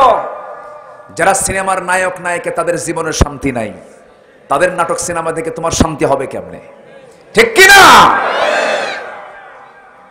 ইউসুফ আলাইহিস সালাতু ওয়াস সালাম চক্ষু বন্ধ করলেন, সাহায্য চাইলেন কার কাছে? আল্লাহর কাছে। সাহায্য চাইলেন যখন আল্লাহর কাছে, 13 বছর ধরে নিজের বাপকে দেখেন না। 13 বছরে যে বাপকে তিনি দেখতে পান নাই, সেই মুহূর্তে আল্লাহ রাব্বুল আলামিন ফেরেশতার মাধ্যমে বাবার ছবিটা তার সামনে ধরে ফেললেন। বাবাকে সামনে দেখলে পরে কি দুনিয়ার আর কোনো কথা মনে হয় নাকি? কোন নারীর দিকে এরকম নজর আসবে নাকি? আল্লাহ তাকে হেফাজত করলেন। হেফাজতকারী কে? আসতে বলবেন না কে? আমরা হেফাজত চাইবো কার কাছে? আল্লাহর কাছে। কত লোকের বুজুর্গি চলে গেছে, পীরের পীরগিরি চলে গেছে, আলেমের এলেম চলে গেছে, কত নামাজির নামাজ সব শেষ হয়ে গেছে নারীর ফিতনার কারণে। সে নারী ফিতনা থেকে আমাদের বাঁচার দরকার আছে না নাই? একজন বড় তাবিঈ ছিলেন, একজন বড় তাবিঈ ছিলেন আতা ইবনে আবি রাবাহ রাহমাতুল্লাহ আলাইহি। তিনি বললেন, আমি আল্লাহর কাছে 3টা জিনিস চেয়েছিলাম, আল্লাহ পাক আমার 2টা দোয়া কবুল করেছেন, আর একটা দোয়া কবুল করেন নাই। নাম্বার 1 হলো, আমি আল্লাহকে বলেছিলাম, আল্লাহ দুনিয়ার কোন নারীর প্রতি যেন টান আমার না থাকে। আল্লাহ আমার এই দোয়াটা কবুল করেছেন, দুনিয়ার কোন নারীর প্রতি আমার টান নাই। সুবহানাল্লাহ বলেন। নাম্বার 2 হলো, আমি আল্লাহকে বলেছিলাম, আল্লাহ তোমার কাছে আমার ফরিয়াদ, এই দিলের মধ্যে আমি তোমার ভয়টা আমি অঙ্কন করে রেখেছি, আমার এই দিলের মধ্যে তোমার ভয় ছাড়া যেন কোনো ভয় না থাকে। আল্লাহ তুমি এই দোয়াটাও কবুল করে নিয়েছো। আর নাম্বার 3, আমি আল্লাহর কাছে চেয়েছিলাম, আল্লাহ আমার চোখ থেকে ঘুমটা তুমি হারাম করে দিও, কিন্তু তা তো পারে না, খালি ঘুম ধরে। কি ধরে? ঘুমটা ধরে। আমার বাইরে সাধনা করতে হবে, ফিতনা থেকে বাঁচতে হবে। এই ফিতনাটা আজকে সমাজে সরিয়ে দিয়েছে ইহুদি খ্রিস্টানরা, কারণ মুসলমানদের ইমানের মতো শক্তিটাকে পরাজিত করার জন্য সবচেয়ে বড় হাতিয়ার হলো সমাজে পর্দাহীনতার পরিবেশ চালু করে দেওয়া, মুসলিম পরিবারের মেয়েদেরকে উলঙ্গ করে ঘর থেকে বের করে দেওয়া। এই ষড়যন্ত্রে তারা বিফল না সফল? বিফল না সফল? সফল। ভাঙ্গা ঘরে থাকবো না, শাক ভাত খাবো না, জান থাকতে সাহেবের মোহাব্বত ভুলবো না, এনজিও ছাড়বো না। আছে না নাই? সব শেষ হয়ে গেছে। মেয়েরা কাউকে পাত্তা দেয় না। স্বামী যদি স্বামী বলে আমাকে চা বানিয়ে দাও, তখন বলে আমি দাসী। আর বস যদি বলে চা বানিয়ে দাও, না, এটা হলো খেদমত। এটা কি? খেদমত। এই হচ্ছে আজকে সমাজের চিত্র। স্বামীর সামনে পর্দা করলে বলা হয় এটা একটা পরাধীনতা, আর বসের সামনে শাড়ি নিয়ে ডিসপ্লে করলে বলে এটাই হলো সাহসিকতা, আধুনিকতা। এই তো আমি শুধু ওয়াজ পারি, সবাই তো পারেন, বুঝেন। এগুলো বন্ধ করার জন্য প্রয়োজন জমিনে একমাত্র আল্লাহ তাআলার বিধান। ঠিক কি না? শুধু চাপা মেরে এগুলো বন্ধ করা যাবে না। এগুলো বন্ধ করার জন্য সূরা নূরের, সূরা আহজাবের আয়াতগুলো সমাজে চালু করতে হবে মুসলমান। সম্মানিত ভাইয়েরা, ইউসুফ আলাইহিস সালাতু ওয়াস সালাম তিনি শেষে অসহায় হয়ে কার কাছে আশ্রয় চাইলেন? আসতে বলবেন না, কার কাছে? একটা নারীর ফিতনা থেকে বাঁচা কিন্তু ছোটখাটো ঈমানের পরিচয় না। চট করে চোখের পানি ফেলে দিয়ে কাঁদতে লাগলেন, চোখ বন্ধ করে দৌড় মারতে লাগলেন দরজার দিকে। দরজা ছিল রাজ দরবারের শক্ত দরজা, শক্ত তালা, খোলার কোনো উপায় নাই। জুলাইখা বলতেছে, কেউ দেখবে না আমাকে তোমাকে। ইউসুফ বললেন, কেউ দেখবে না আমাকে তোমাকে, কিন্তু দেখবেন আমার আল্লাহ। যেরকম সুবহানাল্লাহ। এবার বলছে, ইউসুফ তুমি আমার দিকে একটু তাকাও না। তাকাচ্ছেন না। তাফসীর ইবনে কাসির এসেছে, জুলাইখা সে সময় তার শরীরের কাপড় চোপড়গুলো একটা একটা করে পাট্টাগুলো খুলতেছে, একটা করে পাট্টা খোলে, চুলের খোপাটা ছেড়ে দেয়, সামনের দিকে ঝুঁকে পড়তে নেয়। টকবগে যুবক, 25-26 বছরের টকবগে যুবক ইউসুফ আলাইহিস সালাম সেই দিকে একটাবারের জন্য তাকালেন না।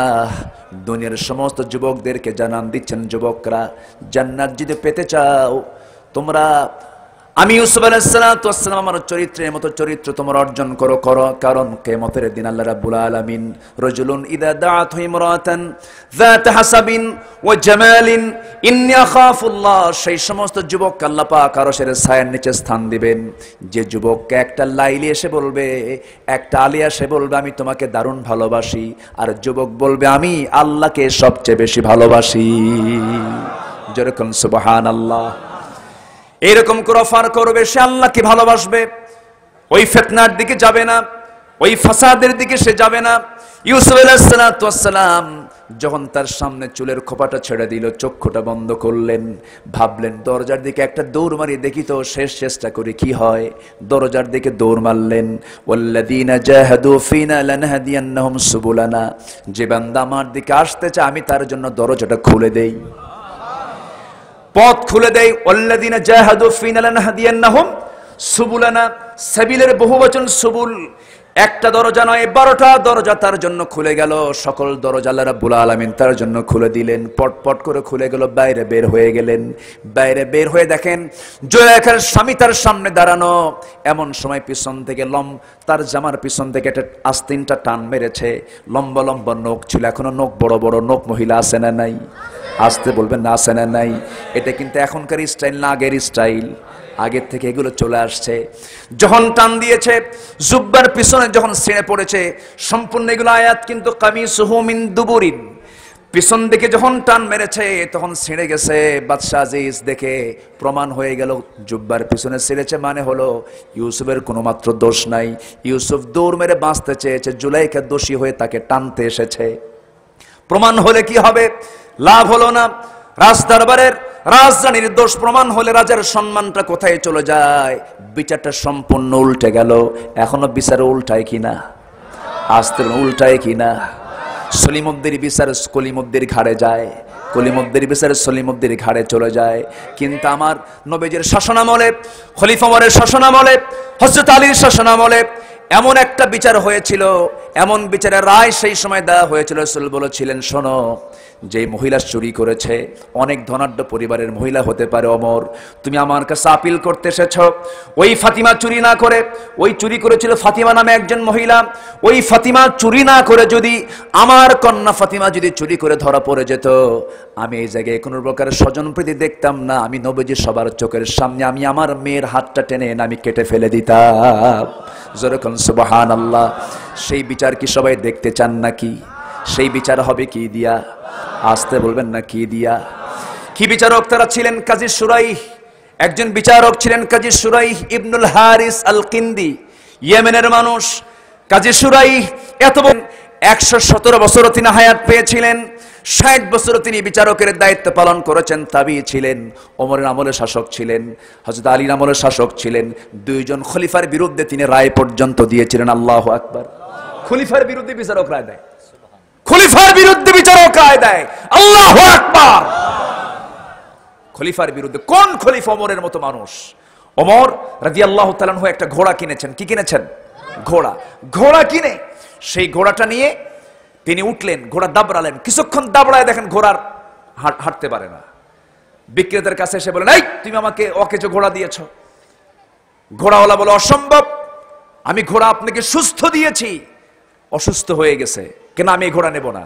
কেন আমি এই ঘোড়া আমিও ফেরত নেব না, আমি আপনার কাছে বেঁচে খাইছি। কি কথা কি বুঝতেছেন আপনারা? দারুণ দ্বন্দ্ব লেগে গেল। তাহলে কি করা যায়? এই এলাকায় একজন কাজী আছে, বিচারক আছে, কে চলো আমিও যাব, বিচার প্রার্থী হব, তুমিও চলো, বিচার হোক। কাজী শুরাই বসা। কাজী শুরাই দেখতেছে আমিরুল মুমিনিন অর্ধ দুনিয়ার শাসন করত ওমর বিচার প্রার্থী হয়ে তার আদালতে হাজির হয়েছেন। আল্লাহু আকবার বলবেন না? আগে কি হ্যালো দিছে? আগে কোনো হ্যালো আছে?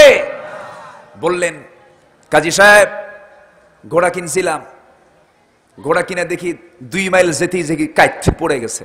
এই অসুস্থ ঘোড়া আমি নেব না। ও ফেরত নিচ্ছে না, কি করা যায়? কাজী শুরাই বললেন, আমিরুল মুমিনিন, আমি দুঃখিত, আমার রায়ে আপনি এটা নিতে আপনার ঘোড়া আপনাকে নিতে হবে, কারণ লেনদেন হয়ে গেছে। কেন? আমাকে বুঝান। তিনি বললেন, আপনি যখন ঘোড়া নেন সেই সময় ঘোড়াটা আপনি কি সুস্থ দেখেছেন না অসুস্থ দেখেছেন? সুস্থ। সুস্থ এবং অসুস্থ করার মালিক কে? আসতে বলবেন না, কে? আপনি সুস্থ ঘোড়া কেনে লেনদেন ক্লিয়ার করার পরে আপনি ঘোড়ায় চড়ে 2 মাইল যান না 3 মাইল যান, এরপর অসুস্থ হয়েছে, এটা আপনার দায়িত্ব হয়েছে।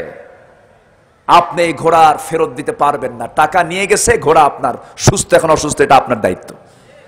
আল্লাহু আকবার বলবেন না? হযরত ওমর কাজী শুরাইয়ের এই বিচারে মুগ্ধ হয়ে তিনি বললেন, এই জায়গার বিচারক নয়, তোমাকে চিফ জাস্টিস আমি তোমাকে বানিয়ে দিলাম। আল্লাহু আকবার বলবেন না? বিরুদ্ধে রায় দিল, পদ আরো কমলো না বাড়লো? আর আমার দেশে যদি বিরুদ্ধে রায় দেয়, দেশেই থাকে না, পাগলা বানায়া ছাড়ে, ঠিক কিনা? এই তো অবস্থা। কষ্ট হচ্ছে আপনাদের। আরেকজন খলিফা আলী কয় নাম্বার খলিফা? ভালো করে কোন কয় নাম্বার? 1 নাম্বার কে? Number 2, number 3, number 4। কি সুন্দর মানুষ আপনারা। হযরত আলী আমার নবীজির জামাই, আমার নবীজির কি? বাবু আব্বু বসো বসো বসো। ও শিক্ষক দৌড় মারছে, উপায় নাই, বসো, আর একটু সময় শেষ করে দেই নাকি দোয়া করে দেই। হযরত আলী তার মেয়েকে বিয়ে দিবেন, সবাইকে ডাকতেছেন, সবার কাছে প্রস্তাব দিলেন, কে আছো বিয়ে করবে? সবচেয়ে ধনী ধনী সাহাবীরা নবীর কাছে এসে বলেন, হুজুর আপনার মেয়েকে আমার হাতে দেন। রাসূল বলেন, অসম্ভব, হবে না, যাও। একের পর এক সব ব্যাক। রাসূল বললেন, আমার কাঙ্ক্ষিত লোক এখনো আসে নাই। সবাই ব্যর্থ হয়ে ফিরে এসেছে। সবাই বলতেছে, আলী তুমি শুধু বাদ আছো, যাও। আমি কেমনে যাই? লজ্জা পাচ্ছি। কেন? ঘরই নাই, তার মেয়েরে বিয়ে করে এনে কোন ঘরে তুলবো? ঘরই তো আমার নাই। যাও না তুমি সাহস করে। আস্তে আস্তে করে নবীর সামনে গিয়ে আস্তে করে বসলেন, সালাম বিনিময় হলো। রাসূল বলেন, আলী তুমি আমার কাছে আসছো, কি নিয়তে আসছো? হুজুর কি নিয়তে আসছে তা নিজেও জানি না। রাসূল বললেন, তুমি কি বিয়ে করবা? আমার মেয়েকে বিয়ে করবা? হুজুর দিলে করা যায়। সুবহানাল্লাহ বলবেন না? আচ্ছা, তুমি যে বিয়ে করবা টাকা পয়সা আছে? কে টাকা পয়সা পাবেন কোথায়? ঘরই তো নাই আমার। তাহলে তো মুশকিল, কিছুই কি নাই? আছে, এই যে তরবারি, এই যে ঢাল। সুবহানাল্লাহ বলবেন না? আর আমাদের মেয়ে বিয়ে দিতে কত কি লাগে। কি আছে? অমুক জায়গায় চাকরি, অফিস কোথায়? মঙ্গল গ্রহে। আছে না নাই বলেন তো? আছে। বিসিএস ক্যাডার, এই ক্যাডার, ওই ক্যাডার, সন্ত্রাসী, কি আছে না নাই বলেন তো? আছে, এগুলো লাগবে। আমার নবীজি বললেন, ফাতিমা তোমাকে বিয়ে দেব, এমন জামাই দেব যে হবে আসাদুল্লাহিল গালিব। আল্লাহু আকবার। আলী তোমার হাতে কি আছে? কে তরবারি আর ঢাল আছে। তরবারি তো লাগবেই, তোমার হাতে তরবারি ছাড়া তো মানায় না, তবে ঢাল ছাড়া যুদ্ধ চলে, ঢালটা বেঁচে আসো, ওটাই হবে মোহরানা। যাও, জোরে কোন সুবহানাল্লাহ। আর আমার দেশে মোহরানা কম না বেশি? কম না বেশি? ওইদিকে যৌতুকের জ্বালা, এইদিকে মোহরানার জ্বালা, আছে না নাই? 10,03,301 টাকা মোহরানা ধার্য করিয়া, নাকফুল বাবদ 301 টাকা পরিশোধ করিয়া, বাকি টাকা ফাঁকি দিয়া, আছে না নাই বলেন তো? ওই টাকা কবর পর্যন্ত বাকি থাকে, ঠিক কিনা? সন্দেহ রেখে সংসার করো কেন? এরকম করা যাবে না যুবক। যা পারবা দিবা। আর যারা ডাকাতি করে এরকম মোহরানা ধার্য করে, ওদের ধান্দা ভালো না, যদি তালাক দেয়, এরকম টার্গেট আছে না নাই? মেয়ের বাপ এগুলো ভুল করবেন না, এগুলো ভুল চিন্তা। আমার নবীজি তার মেয়েকে বিয়ে দিয়েছেন, দেখেন, যা পারো ঢাল বেচো। ঢাল বিক্রি করলেন। বিক্রি করতে যায় কোনো কাস্টমার নাই, যায় দেখেন ওসমান সামনে দাঁড়ানো। ওসমান রাদিয়াল্লাহু তাআলা আনহু সবচেয়ে ধনী, আমার নবীর আরেক জামাই। জোরে কোন সুবহানাল্লাহ। ধনীও আছে, গরিবও আছে, মিল আছে না নাই? আছে। আর আজকে সমাজে ধনী গরিবের মিল আছে? মিল আছে? মিল নাই। আমার নবীজি বললেন, যাও বিক্রি করে আসো। বিক্রি করতে যায় ঢালটা নিয়া ওসমানের সামনে দাঁড়ায় গেছেন। ওসমান বলছেন, আলী তুমি ভোর বেলায় সাত সকালে তুমি এই ঢাল নিয়ে তুমি বাজারে দাঁড়ায় আছো কেন? বিক্রি করবো, খুব সমস্যা, বিক্রি করতে হবে। কি সমস্যা? টাকা নাই। কি করবো টাকা দিয়া? আমার বিয়ে ঠিকঠাক। কার সাথে বিয়া? আপনার শালীর সাথে। সুবহানাল্লাহ বলবেন না?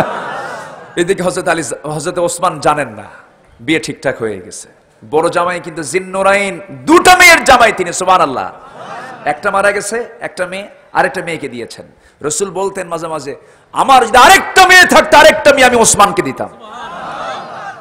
কি ছিলেন সাইয়েদনা ওসমান রাদিয়াল্লাহু তাআলা আনহু। ওসমান রাদিয়াল্লাহু তাআলা আনহু বললেন, ঠিক আছে ঢাল দাও। কত দাম নিবা?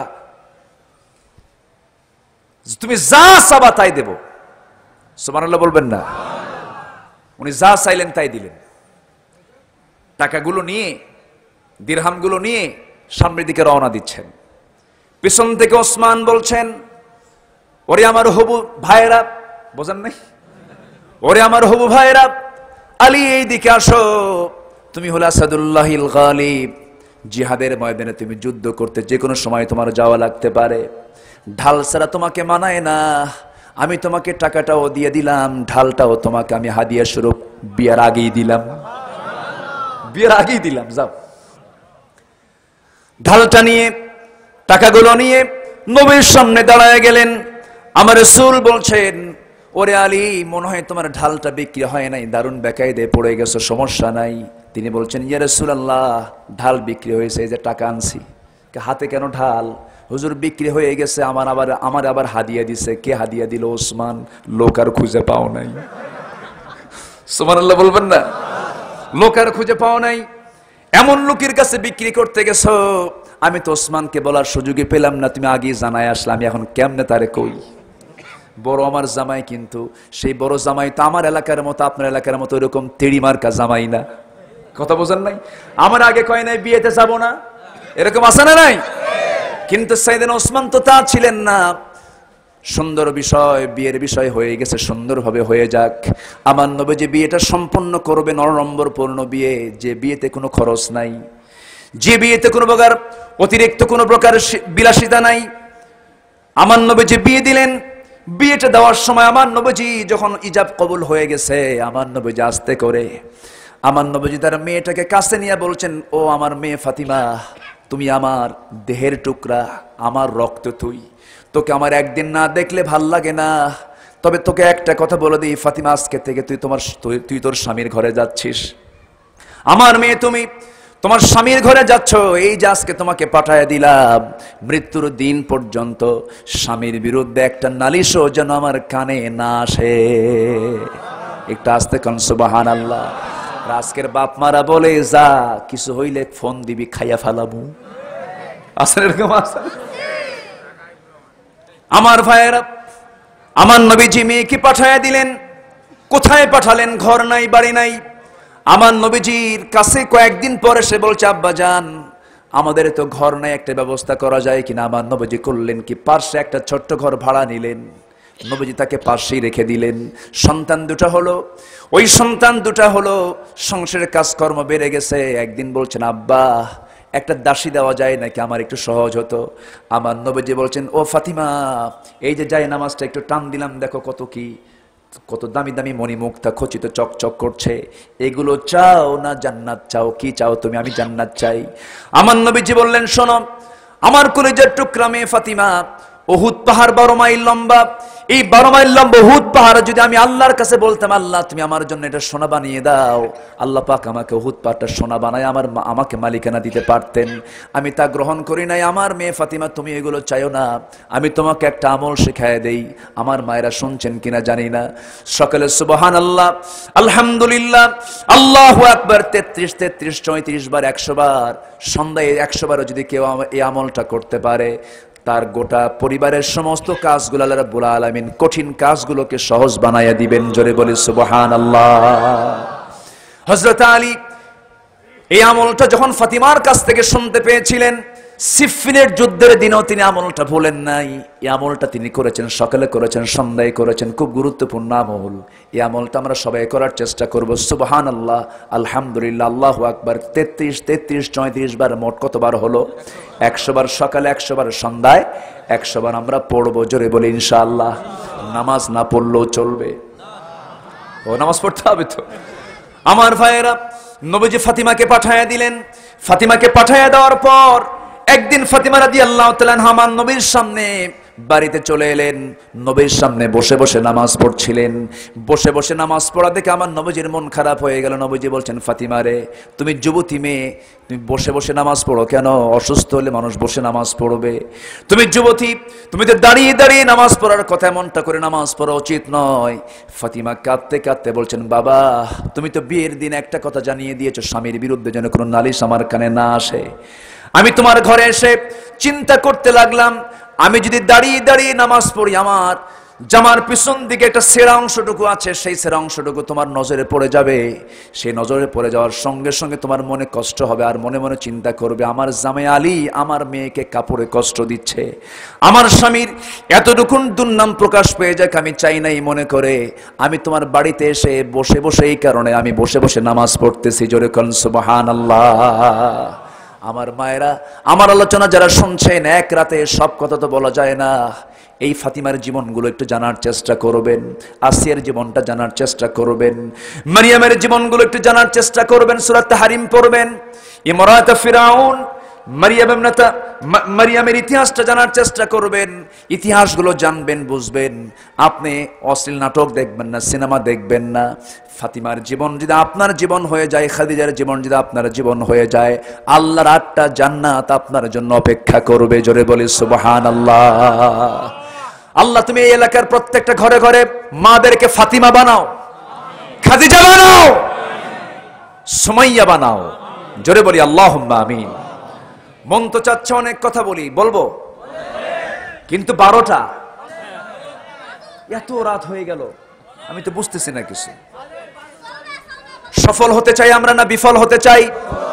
লস করতে চাই না লাভ করতে চাই? লস না লাভ? দুনিয়াতে লসও আছে, লাভও আছে, কিন্তু 3টা কাজ করলে কোনো লস নাই। 3টা কাজ আমরা করব। 1 নাম্বার কাজ হলো আমরা কোরআনটা তেলাওয়াত করব, নিয়মিত না অনিয়মিত। নামাজের মধ্যে তেলাওয়াত আছে না নাই? নামাজের ভিতরেও তেলাওয়াত করব, নামাজের বাইরে তেলাওয়াত করব। ওয়াইদা তুলিয়াত আলাইহিম আয়াতুহু যাদাতহুম ঈমানা। নাম্বার 2 হলো ওয়াকামুস সালাহ, নামাজ কায়েম যারা করবে, নামাজ আমরা পড়ব, নামাজ কায়েমের সংগ্রাম করব। জোরে বলি ইনশাআল্লাহ। নামাজ হবে কয় ওয়াক্ত? আসতে বলবেন না, কয় ওয়াক্ত? একা না জামাতে? মনোযোগে না মনোযোগে? বুঝে না না বুঝে? জেনে না না জেনে? সময় না অসময়ে? তাড়াতাড়ি না আস্তে আস্তে? বলেন তাড়াতাড়ি না আস্তে আস্তে? আস্তে আস্তে নামাজ পড়বো আমরা। যার মধ্যে নামাজের তাড়া কাজ করবে, ভাবতে হবে ছেঁচড়া শয়তান ধরছে। কি শয়তান ধরছে? নামাজে যার তাড়া হবে, নামাজ শেষ করব কখন, নামাজ শেষ করব কখন, এই চিন্তা যখন মাথায় আসবে, তখন ভাবতে হবে ছেঁচড়া শয়তান তাকে ধরেছে। এমনটা হওয়া যাবে না। নামাজ পড়ব তখন সেই সময় মনে হতে হবে, নামাজ যত লম্বা হবে আমার আল্লাহর সঙ্গে প্রেমের খেলা তত জমতে থাকবে রে। জোরে বলে সুবহানাল্লাহ। আমার ভাইয়েরা, নামাজটা আমরা এমন ভাবে পড়বো যেন আমি আমার আল্লাহর সঙ্গে প্রেম করতেছি, আল্লাহর সঙ্গে মহব্বত করতেছি। আল্লাহ বলেন, বান্দারে, তুই যখন নামাজে দাঁড়াস তুই আমার মেহমান হয়ে যাস। যেরকম সুবহানাল্লাহ। নামাজ মানে কার মেহমান হওয়া? আসতে বলবেন না, কার মেহমান হওয়া?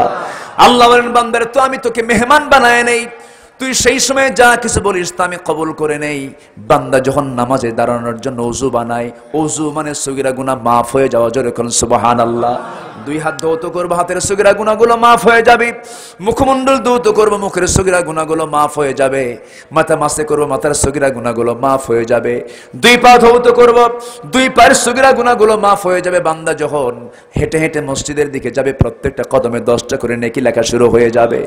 বান্দা যখন নামাজে দাঁড়ায়, আল্লাহ সেই সময় বান্দার সামনে দাঁড়ায়া যান।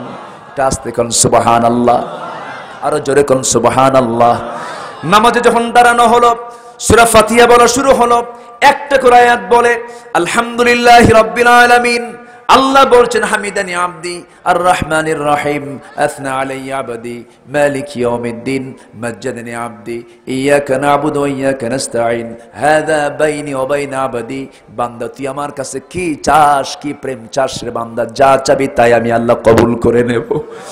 বান্দা যখন ওয়ালাদ-দাল্লিন পর্যন্ত বলে আল্লাহ বলেন বান্দারে যা চাইলে সব কবুল করলাম। বান্দা যখন সিজদায় যায় আল্লাহ তখন অস্থির হয়ে সব ফেরেশতাকে ডাক দিয়ে বলেন বান্দা ও ফেরেশতারা, এই ফিতনার যুগে এই দুনিয়ার কত ফিতনার মাঝে বান্দা আমাকে খুশি করার জন্য সিজদায় পড়ে কাঁদে, রুকুতে পড়ে কাঁদে, আমারে দেখলো না, জান্নাত জাহান্নাম দেখলো না। ও ফেরেশতারা সাক্ষী থাক, এই সিজদাগুলো আমি আল্লাহ কবুল করে নিয়া তামাম জিন্দেগীর গুনাহগুলো maaf করে এই সমস্ত বান্দার জন্য 8টা জান্নাত আমি আল্লাহ খুলে খুলে দিলাম। নামাজ 5 ওয়াক্ত পড়বেন কারা একটু হাত তুলে দেখান। আস্তে বলবেন না, আস্তে না, সবাই তোলেন, বলি ইয়া আল্লাহ, আরো জোরে ইয়া আল্লাহ। আমাদেরকে 5 ওয়াক্ত সালাত আদায় করার তৌফিক তুমি আল্লাহ দিয়া দাও। জোরে বলি আমিন, আরো জোরে আমিন, আরো জোরে আমিন।